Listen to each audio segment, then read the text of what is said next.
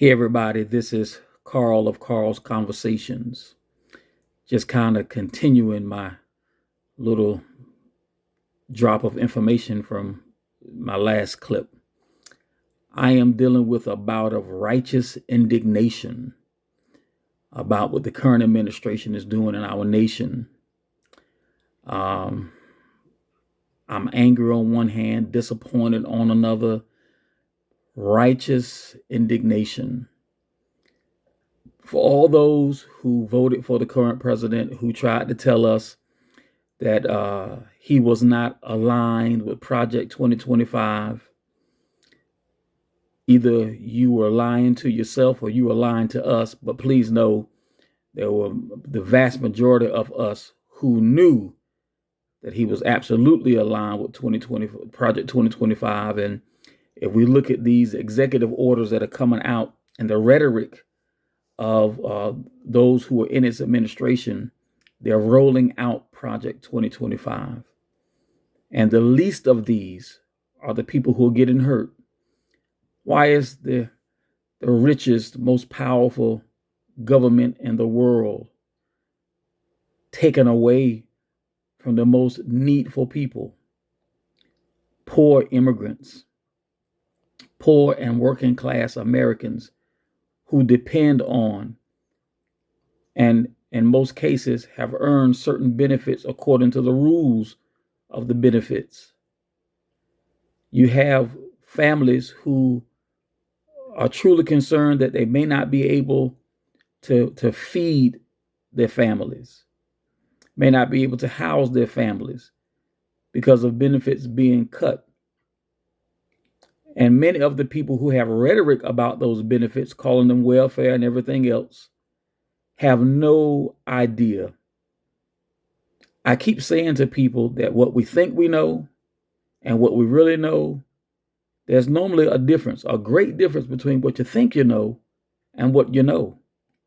And just because you may know of one fraudulent situation, you can't paint the whole thing as fraud. You may know somebody who's scamming the government when it comes to food stamps or WIC or some other type of fraud and some other type of benefit.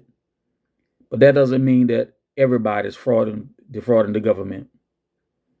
I'm a veteran, and I'm concerned about the cuts that are going to be made to the Veterans Administration with our health benefits, with our disability benefits. Our nation made a promise to us. Many of us left parts of ourselves in foreign lands that we can't get back. And our nation made a promise to care for us a certain way for the rest of our lives. That was a trade-off.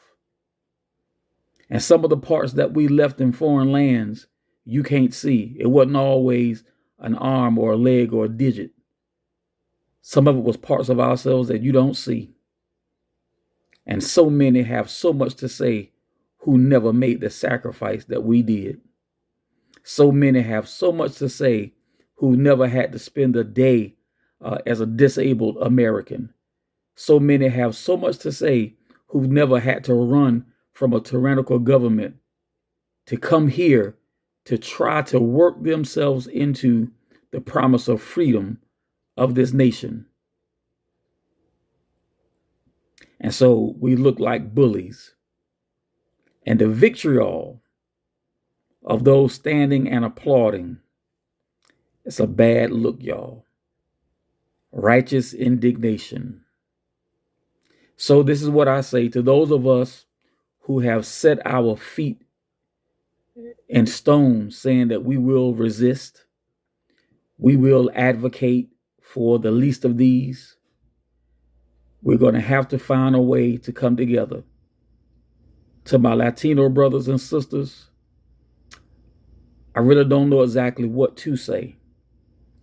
The data says that 60% of my Latino brothers and sisters voted for the dude that's sitting in office now.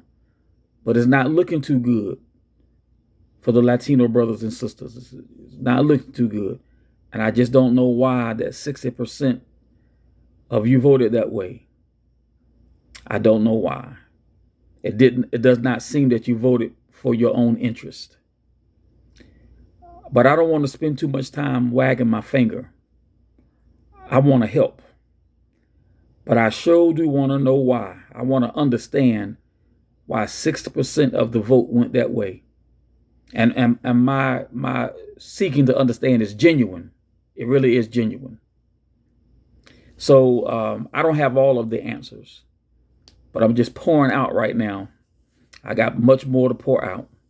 That's it for now. I'm just getting it all for me, because I'm burning with righteous indignation, and I'm sure that many of you are too. All right, that's enough for now. I'll talk again later. Bye-bye.